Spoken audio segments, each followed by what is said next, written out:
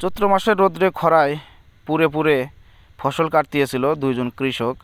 দেখে বেশ ভালো লাগলো। সেই সাথে দেখুন এই ফসলটি হচ্ছে চীনা। যারা চিনেন তারা কমেন্ট করে যাবেন। গ্রামগঞ্জে যারা বড় হয়েছেন, বিশেষ করে যারা গ্রামগঞ্জের ভিডিও দেখেন বা বাস্তবে দেখেছেন এই ফসলটি, তারা অবশ্যই কমেন্ট করে জানিয়ে যাবেন। মানে আমার যে আইডেন্টি কার্ড আছে না, ওর 80 বছর আছে। 80 বছর বয়সে কাজ করতেছেন, সমস্যা হয় না? না, আল্লাহ রহমত।